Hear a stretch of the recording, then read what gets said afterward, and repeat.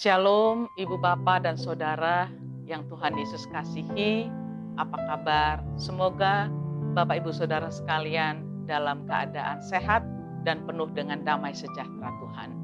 Sepekan telah kita lalui dalam kerja dan usaha kita. Saat ini sebelum kita menutup semua aktivitas kita sepanjang sepekan, kita mau renungkan firman Tuhan.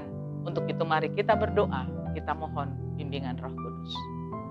Terima kasih ya Allah, kami boleh ada di hari terakhir di pekan ini. Kami bersyukur untuk penyertaan dan campur tangan Tuhan dalam kerja dan aktivitas kami.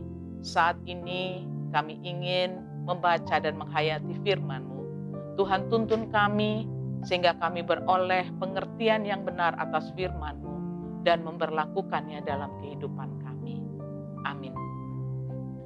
Bacaan firman Tuhan pada malam hari ini yang menjadi renungan kita yaitu dari kitab Hosea pasalnya yang ke-6 ayat 7 sampai dengan pasal 7 ayat 2. Namun yang menjadi penekanan dalam renungan kita malam ini yaitu pada pasal yang ke-7 ayat 2 yang menyatakan, "Dan tidak terpikir mereka bahwa aku mengingat segala kejahatan mereka. Sekarang pun perbuatan-perbuatan mereka mengepung mereka. Semuanya ada di hadapan wajahku." Demikian firman Tuhan. Berbahagialah setiap orang yang melakukan firman Tuhan sehingga Tuhan dimuliakan. Amin. Ibu bapak, saudara yang terkasih, tentu kita semua sadar bahwa kita adalah manusia yang berdosa. Setelah manusia jatuh ke dalam dosa, tidak ada satupun manusia di dunia ini yang steril dari kesalahan dan dosa. Namun, di tengah kondisi itu, Allah tidak membiarkan kita terus terpuruk dalam keberdosaan. Ia menganugerahkan Roh Kudus, Ia datang ke dunia, berkorban di kayu salib, supaya manusia tidak semakin jauh meninggalkan Allah, tapi dia boleh kembali menjadi jati diri manusia ciptaan Allah yang mulia. Namun tidak sepenuhnya kondisi itu mampu direspon oleh manusia. Kita semua setiap hari tetap berkutat dalam keberdosaan, bahkan pelanggaran-pelanggaran yang kita lakukan dengan tidak sengaja ataupun dengan sengaja. Firman Tuhan pada malam hari ini menuntun kita untuk merenungkan apa yang kita perbuat. Keberdosaan kita sudah seperti apa membelenggu diri kita sehingga jarak semakin jauh antara kita dengan Allah. Kita betul-betul tidak sanggup lagi membedakan mana yang benar, mana yang berkenan kepada Allah, dan mana yang hanya menonjolkan keegoan kita sebagai manusia. Kitab Hosea banyak memberikan nasihat kepada kita tentang dampak yang akan kita terima dan rasakan atau konsekuensi dari pelanggaran dan ketidaksetiaan kita kepada Allah. Seperti bacaan dan renungan kita pada malam hari ini, yang mana Hosea menyerukan untuk bertobat. Maka ketika kita merespon seruan pertobatan itu, Allah pun juga meresponnya dengan kasih-Nya. Dan dosa kita pun akan diampuninya. Bacaan kita dalam Hosea pasal 6 ayatnya yang ke-7 sampai 11 dan pasal 7 sampai dengan ayat yang kedua berisi tentang bagaimana Efraim, Gilead, kemudian Sikem yang telah jatuh di dalam dosa dan juga Yehuda. Apa dampaknya? Mereka semakin meninggalkan Allah dan asik dengan keberdosaan mereka. Jelas Allah tidak bisa berkompromi dengan segala pelanggaran yang dengan sengaja dibuat oleh manusia. Apa resikonya? Ayat yang ke-7 yang menjadi penekanan dalam bacaan kita mengatakan, "Dan tidak terpikir mereka bahwa aku mengingat segala kejahatan mereka." Bahwa Allah mengingat kejahatan kita. Tidak dilupakan, tidak diabaikan oleh Allah, bahwa Allah terus dan mengingat apa yang kita perbuat.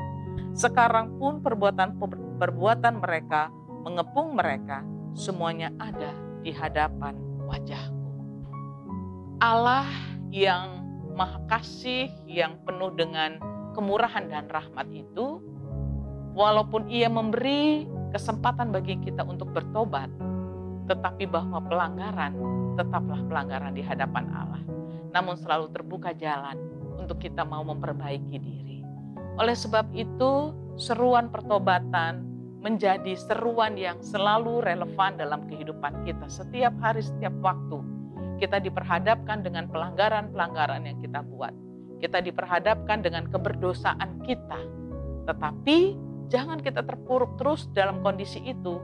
Ayo kita bangkit, ayo kita tata kembali kehidupan kita, supaya rahmat dan kasih Tuhan itu boleh kita rasakan setiap hari.